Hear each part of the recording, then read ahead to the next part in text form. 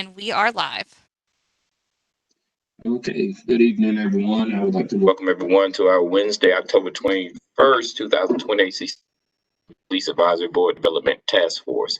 And to begin, we would like to, if we can, have a motion made to vote on the minutes from the last meeting next week. So moved. Okay. And would someone second that motion? Just for clarification, that's to vote on the last week's minutes next week. That's what you're saying? Yes, ma'am. Yes, Okay. ma'am. Okay. Okay, can we have a second on that motion? I can ask why we're doing that. Yeah, well, actually, Sarah has some things going on and she wanted to maybe compile a more accurate version of the minutes. So, and to keep from rushing it and then probably inadvertently leaving something out that's necessary. We're just asking if we can vote on them next week. Gotcha. Okay. I second. Yes, ma'am. Okay, the motion's been made and seconded. All in favor say aye. Aye. Aye. I just have a question at that Yes. point. To the meeting minutes from 2 weeks ago that I suggested there be changes added to it, where can I find those updated changes? Because They have not been posted online yet. they haven't been posted online. No, ma'am. Okay, so I'll just check back next week for the updated. I can actually email you after we get off the call, and I'll let you know the link. How about that? Okay. Great, thank you. Okay, good enough. All opposed say nay. All right, the ayes have it. Let the record reflect that we will vote on the next meeting on the October 14th minutes. Okay, have everyone had a chance to look over the agenda for today? Yes. Okay, if everyone's good with it, can I have a motion that we accept the minutes, the agenda for today as it is? So moved. Okay. Second. Okay, the motion been made and seconded that we accept the agendas as the agenda as it is today. All in favor say aye. Aye. Aye. Okay, all opposed say nay. All right, the ayes have it. Let the record reflect that we have accepted the agenda as it is. So moving into item B, the video with the tasing / London. And Madam Chair and I think a few meetings ago, we spoke on the importance of the task force staying the course. Keeping is, I listened to I wasn't here for the meeting of last week, but I did watch the video, and then while there was some, I'm sure, concern, I think Philip summed it up best towards the end of the meeting. We're not in position to actually address these concerns. As a task force, we're trying to put a body in place or try to suggest or recommend a body we put in place to address these issues. And so to keep from losing the time that we do have to put this body in place, I do remind this task force on behalf of myself and Madam Chair is that our job and our goal is to make the preliminary investigation, to make the recommendation to the Mayor Commission, and hope to get a task force in place that will have the vested authority, will have the access to information, as was also stated, to actually address these issues so they can be addressed effectively. So I just ask that we be mindful that we are the task force, we're not the actual advisory board. Can I say something? Yes, okay. Well, the Blaine put in the transparency letter or note memo, and we use that as an example. So while we weren't necessarily trying to come to a conclusion, or it was just a practice run basically on how investigations or finding of reports would go about.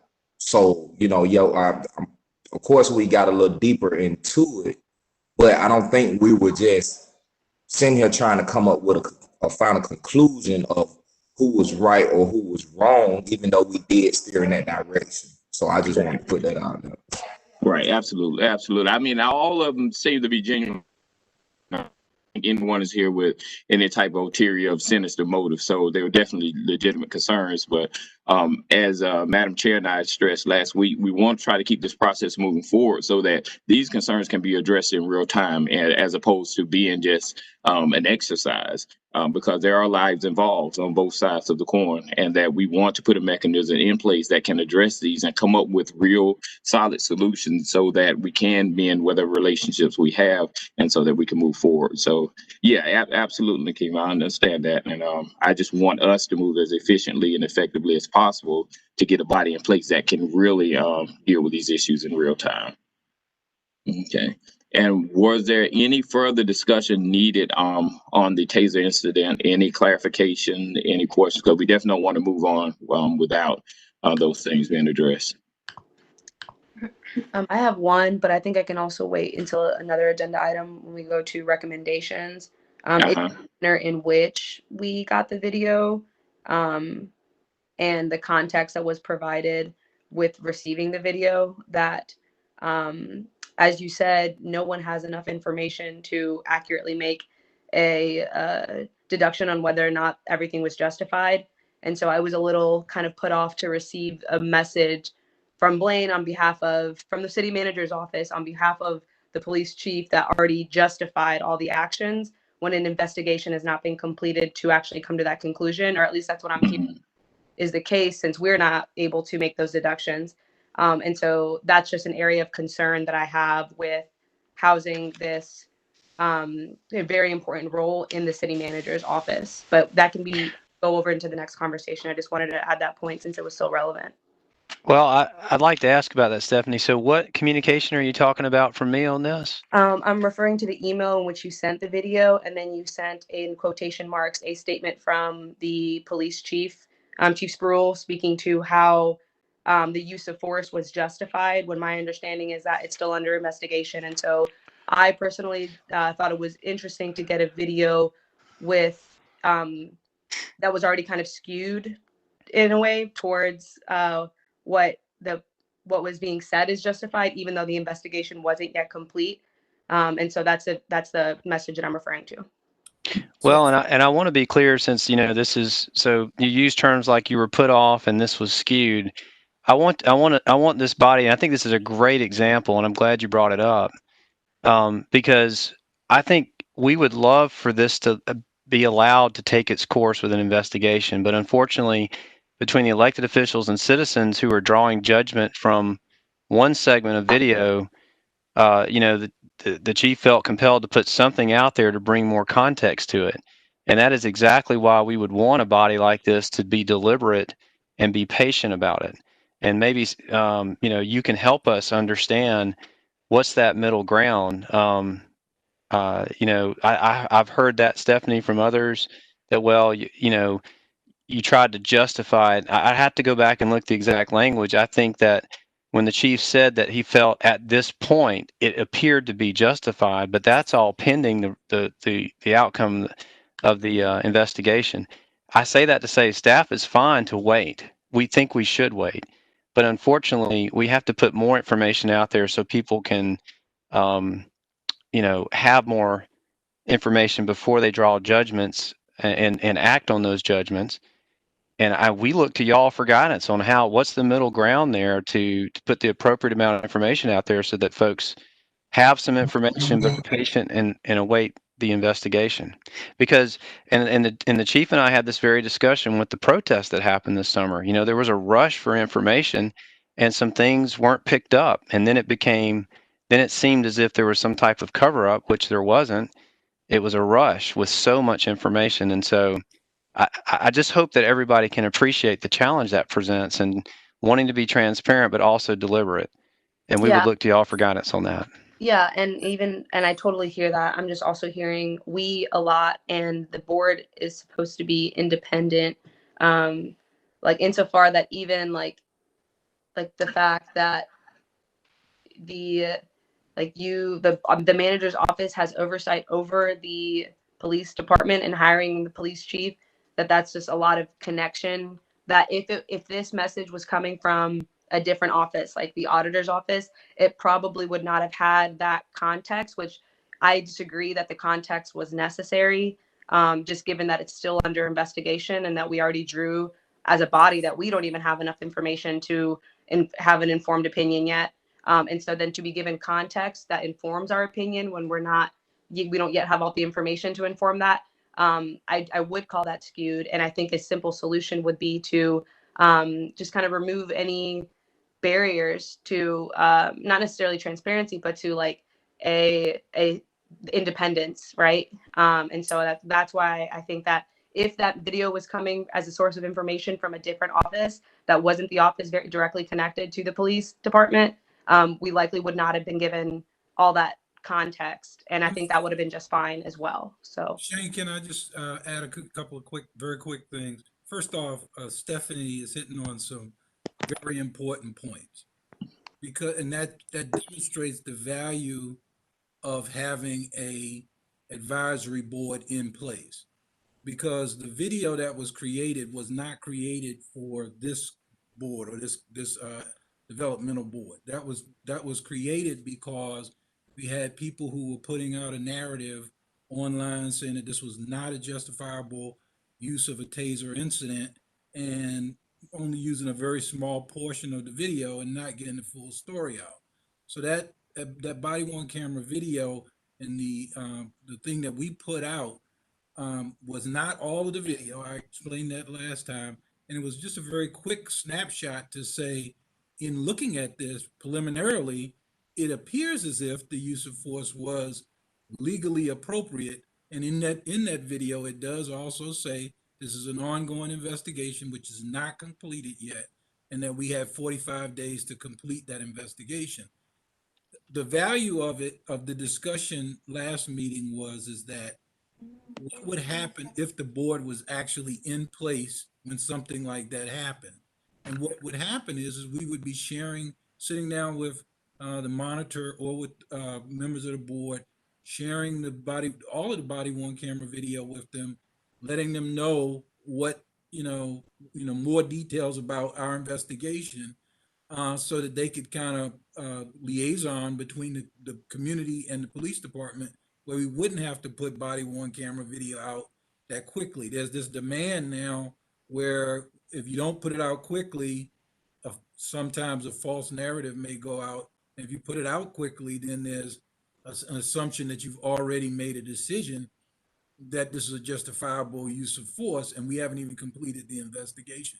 So I think Stephanie has some great points. I think that's the value of the board will be, and the monitor, the value of the monitor will be that we'll have somebody that we can talk about those facts early on, and get information to the community to say it's being looked at, we're okay with where we are in the process, and we've got to wait for the investigation to be completed. And Mr. Chair, if I could, and I do want to address this because I was very careful not to cast any judgments on this, and with your permission, I want to share the email that Stephanie's referred to, and I want to call you. What I wrote here, and you can see it here at the top, is no doubt you've seen some videos circulating in the interest of transparency in your unique position of helping the structure of the group. I am sharing this information and link with you. That is all that I said as the manager about this, and I gave some context from Chief Spruill, which is in quotes. And I would say, Stephanie, that whether this came from me or another office, I don't have the video. I don't have the video capability. I'm merely passing through what the chief has presented without judgment. And I saw the utility of this as you have as an example. So I want to be clear. There's no judgment on me about whether or not this was a justified use of force. I'm merely sharing with you what I had shared, and I did this voluntarily, by the way. I gave it first to the elected officials because they'd asked for it, and I said, you know what, this group needs to see that. And if you read into this any type of judgment that I'm weighing in on this, I don't see that. Thank you for letting me share that. Thank you, Mr. Williams. Okay, thank you, Chief. Thank you, Stephanie. And I think that all sides in agreement that right now we just don't have the information or the capability to kind of, I guess you can say, litigate this issue. And as Chief stressed, that this is a chance for us to say, okay, in this situation, what would under the monitor review board do? And I think that those are the questions that we should most focus on to be sure that the under the monitor review model is the model that we're searching for within this city. Because if we never get around to saying, well, what would that board do? Then there's a lot of answer we won't be able to answer for ourselves. So having Cam on, and then Cam, we've kind of we've gone over this a bit, and obviously there's still some, if not consternation, at least a little bit of confusion as to what would be the role of the auditor monitor review model, and also with the final say so resting in the city manager's office. Is there any other option? Have you seen that this hasn't created some inherent conflict in the many other models across the country? And so I think those are the two things. If I'm mistaken, someone correct me, but I think those are two things that we're kind of hung up on right now. Yeah, so I think that I think the point that you've already made, Shane, is very valid, that there's not enough information really to continue looking at it. And that's one of the major pieces of civilian oversight, is that kind of that holding off until all of the information is presented. The nice part about a monitor in all of this, or an auditor, particularly with some of the authorities that you've already outlined in your recommendations and the ordinance itself, is that they are allowed to kind of monitor the investigation as it goes forward, so that they can say, what about this question? Have we asked this? Would you be willing to ask this question in an interview with the subject officer? Things like that. So that'll be really helpful to have those types of authorities as it's progressing. A review board would not have, as just a review board on its own, would not have that ability to intercede in an ongoing investigation. It would only be an after the fact review that in some cases can go back and ask for more information, but that auditor piece is key in being able to kind of monitor it throughout, but withholding in final outcomes or decisions until the investigation is complete. Okay, thank you for that clarification. And just question that Stephanie had at the end of the last meeting, she raised a legitimate concern that if in the event that we see that something doesn't quite fit with our understanding of de-escalation, how can recommendation be made for changes of policies, and what inherent power would auditor monitor / review model have to make those recommendations? That's another question for me, Shane? Yes, ma'am. Yes, ma'am. Okay. Cam, it is. So normally, an auditor has the authority to review the case as it's been presented by internal affairs, that then can make recommendations based on that. I've noticed that in your recommendations, and actually more so in the ordinance, that there's almost a dual ability for both the review board and the auditor to issue recommendations. It may be, in many cases, they kind of pull those together so that it is a dual process, where those are coming from both entities, so under the umbrella of the civilian oversight mechanism. And so that allows then for those to go in as recommendations. Just in case I don't get the ability to say it later, one thing I would also suggest to add to that is that there are timelines, specific timing outlined in the ordinance that does say that if recommendations are made, then the chief of police has X number of days to respond to those, whether he agrees or disagrees. But that also there are timeframes involved in the review of investigations, so that everything continues on a steady pace. So that also allows it to be more fair to all parties involved. Yes, ma'am. Yes, ma'am. Okay, and the second raised, and of course we will expand upon this as everyone else weigh in, is having the ultimate authority within the city manager's office. I think to some that seems to be a concern. Are other models in other cities across the country also under the same structure where you have a strong city manager structure? And if so, are there any inherent conflicts that you've seen? And if so, then how can those things be avoided or resolved? Yeah, so Liana and I actually talked about this because she let me know that that had come up in the previous meeting. So we did some additional research and we looked at several auditor monitor models that are in a similar situation, structural situation to your city.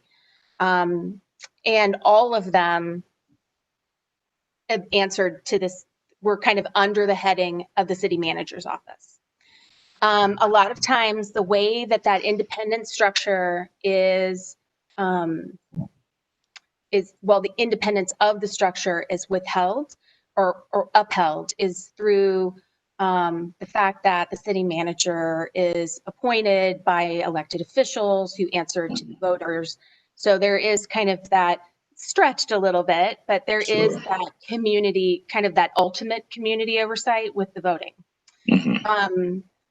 The unfortunate part of civilian oversight and that independence principle is that when something is made within a city government, which needs to happen so that it actually has authority to do its job, it is almost impossible to make it completely unattached from the city government itself.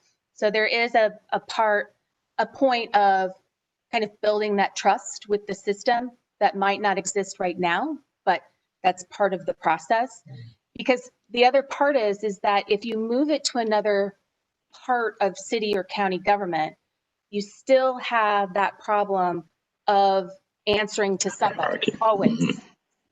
We have examples of like New Orleans who, or even in New York City, their inspector general answers to the Department of Investigations because they wanted to keep it out of the mayor's office. But that means that someone else has complete control over what that inspector general can and cannot investigate. Everything has to be approved. So you have to, no matter what direction you go, there are going to be some difficulties that have to be ironed out, and the trust has to be built. Okay. I hope that helps. Because I feel like it's not, the question isn't can it become totally independent then, because even in working with one another, there's a level of interdependence that exists, right? But how can it be more independent then? And so if, for example, the city manager's office, as I've explained prior, and it has a direct influence over the hiring in the police department, moving it to another office like the auditor's office can make it more independent. It doesn't necessarily make it completely independent, but it can make it more independent. And I feel like the ultimate, the farthest level of independence that we can reach is what we should be striving for, even if it's never going to be complete independence. Just out of curiosity, who does the auditor answer to? From my understanding, the mayor and commission, just like the city manager does, but someone else can correct me if I'm wrong.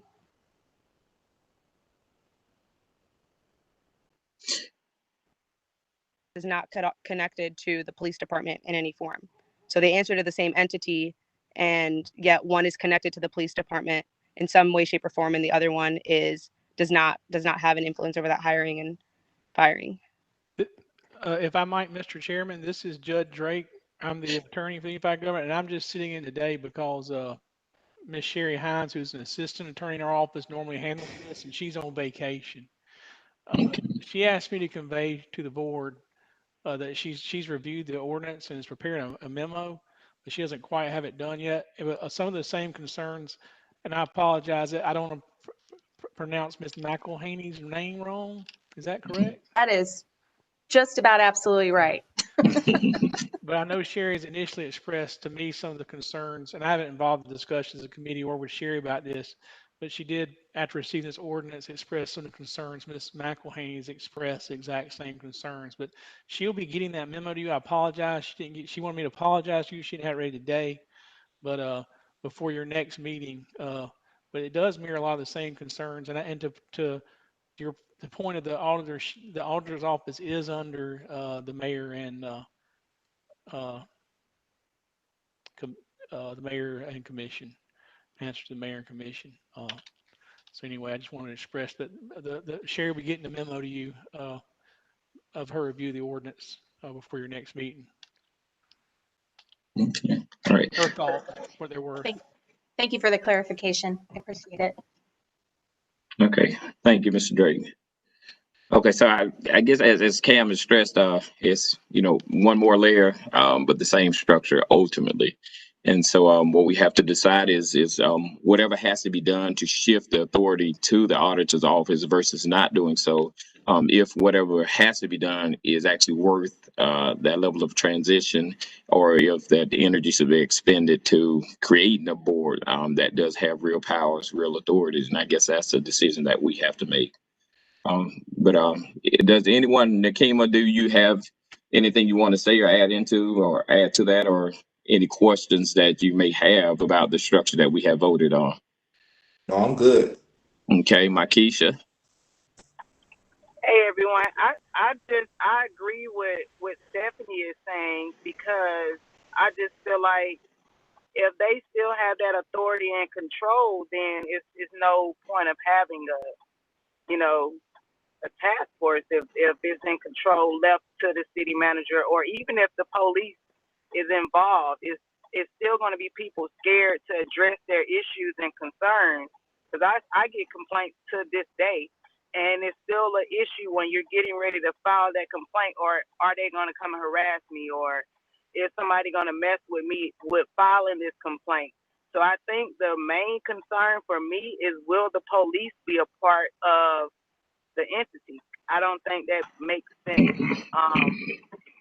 That's my main concern. Yeah, which is a valid concern, Makisha. No, actually, this is again, we are the task force, which is why we have an input from different components of this community. However, the advisory board itself will consist of citizens, individuals that will be chosen to be on this board, and that will go through extensive training. So it won't be an extension of the police department, so to speak. Okay. Well, that'll be good. Yes, ma'am. Yes, ma'am. Okay. Anyone else? Okay, and now we actually rolled into part C of our agenda. That was the feedback. So that was a pretty smooth transition into that. So are all concerns resolved now concerning the recommendations? Any questions that needs to be asked? The only dumb question is one not asked. So I'd say let's hash it out while we have the authority here with us. I do have a question about the recommendations, and I apologize having missed the last couple of meetings. But this recommendation on that the review board of Athens-Clarke County residents are the final decision makers for complaint disposition, I don't fully understand what that means. Can someone flesh that out? What kind of, because I'm not sure that we're giving the board that level of authority, depending on the decision it is that we're talking about. Sure. Cam, are you familiar with this language that Sarah's speaking of?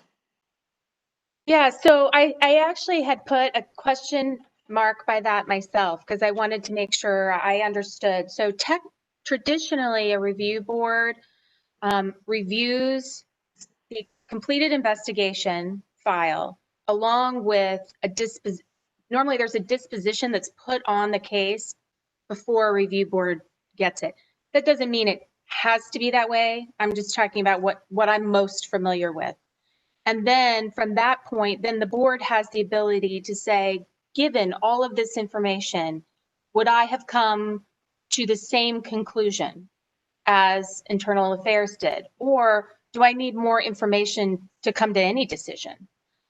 And then it's normally referred back for additional information, or if you have all the information and you're looking at it and saying, no way do I agree with this, then there's a process normally put in place where you can, which I've seen kind of hinted at through the documents, where you resolve those differences, whether it's through the chief or the person who's overseeing. It's different in other cities, and they handle it a little differently. But rarely do I see a review board who actually puts the disposition on a case. Okay. Okay. Well, Cam, I mean, I think that there was a request made in the chat if we can have the document displayed through screen share. So, Sarah, I don't know if you have access to it or can share it. Either Sarah. Yes, I can. If you bear with me a moment, I'll pull it up for you.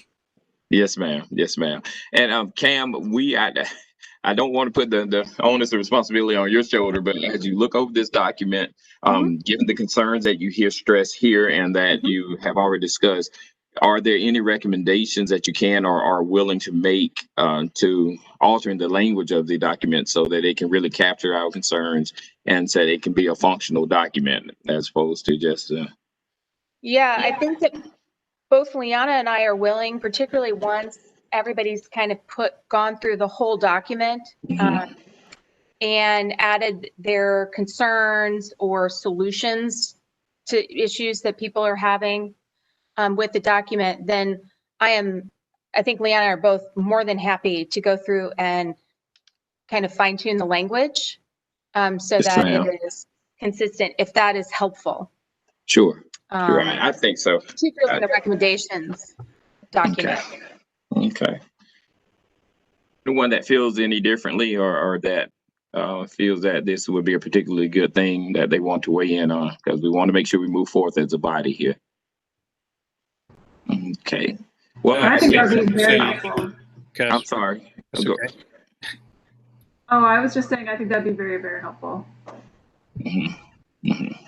And I was going to say the same thing, that also when Sherry gets back, it might be useful to have Cam and Sherry work together on that language, because I noticed lots of times when I was working on that language, there's so many things that Sherry automatically spots that is central to Athens-Clarke County, the way we do it in Athens-Clarke County, as opposed to how they did it in Madison, which is what we based a lot of this off of, and in Madison, Wisconsin, which is how we based a lot of this.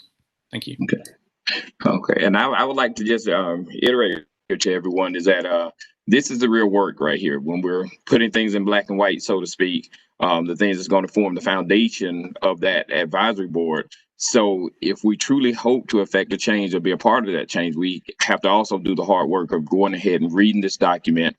Any issues or any concerns, go ahead and mark them down, use your Sharpie or whatnot, mark them down. And hopefully on the next meeting, we can hash out those concerns, give them to Cam and Liana, and help them to understand what it is that we want, so that we can help them help us.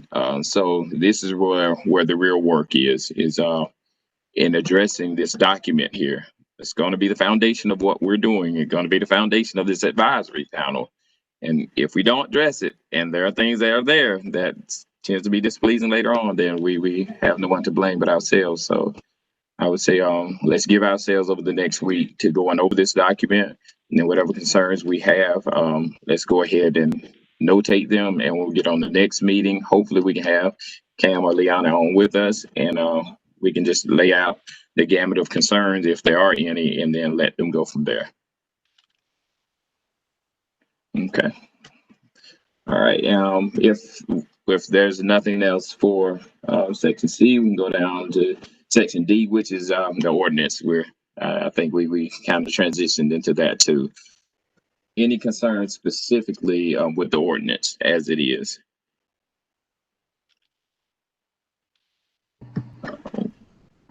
Well, I'll just say that I'm looking forward to Sherry's memo, because I did open the draft ordinance and see the multitude of her comments.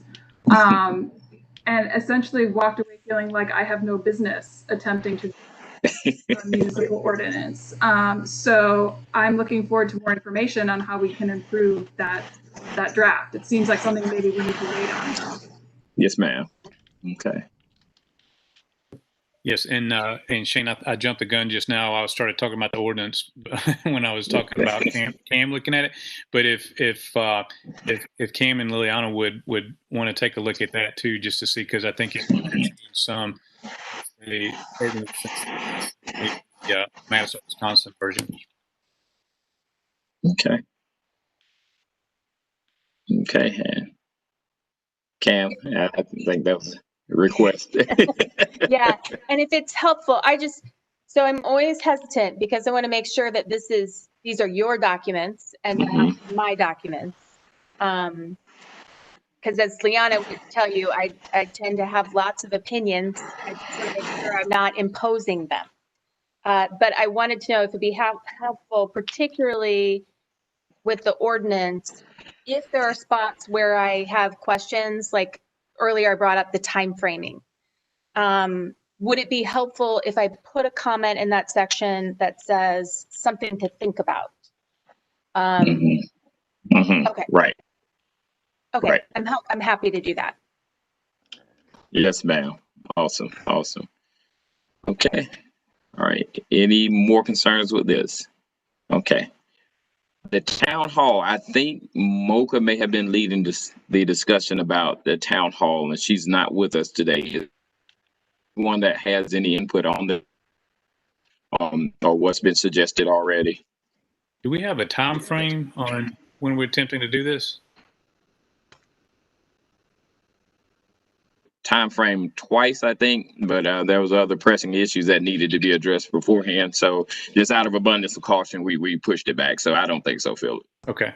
Yeah, we were wanting to get this document more solidified before town hall. Is that correct? Yes, ma'am, Stephanie. And as far as the town hall, are we gonna make sure that we do it in advance so that the public can know, like at least a 2-week notice or something like that, to be fair to the community, to make sure that we can get enough people logged in, or however we're doing it, to understand what's going on? Yeah, absolutely, Kima. I think that was one of their first concerns. Town hall is giving people time to know what's going on, to get involved, and to get logged on. So I would just say part of our job right now as a task force is to get the word out that there will be a town hall, kind of build up that anticipation so that when it does go out, it's not something just catching people by surprise. They have all of a sudden make a lot of adjustments to their schedules. So let's go ahead and talk it up now. Yes, ma'am, Sarah. So this will be a virtual town hall? As of now, I think that's how we've structured it. I haven't heard anything different, so I'm just going to assume that that's still the game plan. Okay, and in light of recent events, will this be something that's secure so that we do not have any Zoom bombing or inappropriate comments in this forum? Sure, I'm sure our faithful guardian Sarah will make sure that we have a safe town hall, right, Sarah? Yeah, I can speak to that. From our perspective, traditionally we would use WebEx events, which would limit that capability. Okay. But we are open as staff to doing whatever the task force desires. So if you prefer a Zoom platform, we can work with that as well. But yes, Dr. Shannon, to your point, WebEx events might be a little bit more secure. Okay. Any other preliminary concerns about the town hall? We haven't gone to an earnest discussion about it, but just I guess this is an opportunity to address anything that we may want to address to give it context or security in the case of Dr. Shannon. So any other concerns about the town hall that we can address now? Do we want to talk about, I mean, this may be too early, but I was just kind of thinking about how the agenda looks. Would it be like a 2-hour-long meeting? Do we want to start shaping it up? Do each of us want to have a speaking role, or does one of us to kind of, put forth what our plan is? I guess those are the kind of things that I was thinking of as we move forward on a town hall. Yeah, Philip, thank you for that. I personally, I prefer to defer to Mocha on that, simply because she's had experience in the organizing town halls, and so and her being our chair, um, I just if that's okay, I'd rather defer that to her. She has a bit more expertise on it. Yeah, absolutely. In fact, one of the reasons I said it was just to kind of plant the seed so that our fellow members could be as well. Right. Yes, ma'am, Sarah. I would just suggest that since we're doing it virtually, that we consider heavily moderating, and that someone with real experience and skills in moderating help us with that. Posing questions in chat and then they're read out, rather than people just being able to jump in and ask something. That I just feel like that's another level of, given how hot the issue is, and we certainly want to hear everyone's thoughts and questions, but just that the discussion would be moderated in a way that promotes civility and ensures civility in the conversation. That's one of my concerns. I'm actually making a note of that, and I would definitely make sure that that's an issue that we discuss and address. And that brought up another thought for the citizens of Athens-Clarke County who can't attend because whatever time we choose might be inconvenient for them. Maybe there's a way where they can submit questions in advance as well, and that way, we can group questions accordingly and continue to seek as much input as possible from citizens. And But sorry. I say, can we filter those questions as well? Because it's a lot of people who speak on stuff that they have no incidents about or anything. And so instead of just, somebody who's well off, who's not experiencing difficulties with the police department or with these laws that are in place, that we make sure that the right people are voicing their opinions, not to take away from the community, but you do have a lot of people in Athens that speak up on stuff that has nothing to do with them. It's just my opinion. And that's a point. That's a point. Go ahead. I'm sorry. Go ahead, Marquise. I'm very familiar with the town halls. Of course, I was, a part of AADM. But in that process, I was going to say with Wellbeck, a lot of people probably wouldn't be able to attend. So what we normally do with Zoom, you have the town hall people, the people that's willing to speak or be on the panel. They would be the only one that has access to the link, and you would record Facebook Live and get that moderator or somebody that's overseeing it bring those questions in, and that's normally an easier way. So if y'all wanted to, kind of plan out and map out things, because I'm just pushing a timeline. At the beginning, we did plan and everyone came up with a timeline so that we can kind of get the process going, and everything that we do needs the actual time stamp on it. Like, when do we want it done? So that's a concern, making sure we have a actual timeline for everything. Yeah, and I agree, Keisha, which is one of the reasons why we stress, and I have reiterated today, that we stay the course on what the job of the task force is, so we don't get sidetracked, so these timelines can be fulfilled. With respect to the town hall, what we had discussed is that we want to have real information to bring to the community, because the town hall is not a gripe against police nor a gripe against community, but it is structured around forming an advisory board. And we want to stay focused on this is the purpose of the town hall. Otherwise, that point will be lost in the midst of a lot of other issues, and it will essentially shoot ourselves in the foot. And so I agree with the time frame, which is why we said let's stay the course on what the job of this task force is, so we get the individuals in place to do that job. Now, once we have a solid understanding of what would be done, I'm sorry, was there someone speaking? I'm sorry, I didn't mean to interrupt. Okay, no problem. So yeah, I'm in complete agreement, and I think all of us are, that we do need to stay the course, have a time frame, and stick with it, be effective and efficient as possible. So yeah, I second that concern, and definitely the moderator, as Sarah suggested, is going to play the role of making sure the right question get in to keep us moving forward. However, I'll be careful to say that individual are not qualified to ask or speak on the matter because of demographic situations, structure, because that's what we're trying to get away from. And ultimately, we all have a voice in the matter. Some people may be more informed of the immediate issue than the other, but that doesn't make their view any more or less important than the next person. So we do want to make sure that this is a community event, that there's community input regardless. Okay. The town hall, will you like have with Sarah, I'm just asking, would you be able to post like a flyer so we can share it in advance? So that people can know when it will be. Social media flyers help out a lot with participants. Yes, ma'am. I think that was a concern. We said we wanted to give enough time so that it can be advertised.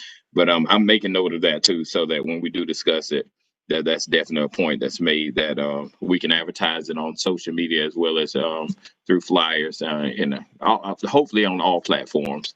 And so we'll revisit that issue and discuss what ways of speaking about the town hall, or I guess say marketing it. I guess you can say, because we probably are going to have to create some buy-in, and hopefully we'll come up with the best way of doing it. Okay. Any other concerns that anyone wants to be specifically noted when we do go into the meeting discussion about the town hall? Okay. By golly, it's 3:49, and it seems like we've covered all of the items on the agenda.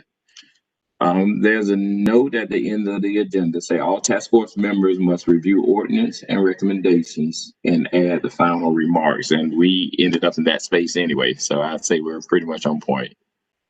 So let's do our due diligence, review these documents, add the remarks. Let's have a productive discussion next week, and hopefully we can have Cam or Liana back with us, and we're definitely open to your recommendation because you are the authority on this. And, we're fortunate to have you. So thank you for being aboard. We're glad we can help. Great. Yeah, absolutely. As we continue the discussions, are we waiting for them to be back to continue the discussion regarding like independence and the position should be housed under, be a part of the discussion moving forward as well? Yeah, definitely, Stephanie. I think that Cam sees that's one of our concerns, and so that's what we're asking for when we do come to the final draft of this document. What's the best way to structure it? And so, yeah, definitely, yes, ma'am. Okay, thank you. Okay. And Shane, just Liana and I will intend to have either one or both of us on the calls from this point forward, particularly during this kind of critical time. So thank you very much. Thank you. We won't disappear. I promise. Okay. Okay, the point of town hall is being to build buy-in from the community model. The point someone put in chat, what is the point of the town hall? So Cam, at this point, what do you think should be the goal of our town hall with respect to the work that we're doing? Well, this may seem like a cop-out answer. However, I personally believe, since you'll have recommendations to share, that it should be building that consensus and buy-in from the community. However, I think you all need to be prepared that someone there may be some points made that could lead to some changes in the recommendations. So in the end, it ends up being a little bit of both, but maybe more focus on creating that buy-in, but definitely allowing people to feel that they're part of the process. Awesome. Got you. Yeah. Personally, I'm a big believer in empowering people because that's what makes processes successful. So, okay. All right. Does that, I didn't see who asked that question. I just read it directly from the chat pop-up screen. So did that answer your question, Jay? Okay, Jay Pritt. Who is Jay Pritt? Oh, Jay Joan. I'm sorry. I'm sorry, Joan. Okay. All right. Well, if that's it and all concerns have been addressed, all items have been covered, and did someone have something to say? Okay, maybe that was to adjourn. okay. All right, motion has been made to adjourn. Okay, motion has been made and seconded. All in favor say aye. Aye. Hi. All say nay. All right, good job, everyone. Thanks, everyone. Take care. All right, thank you, Nakima.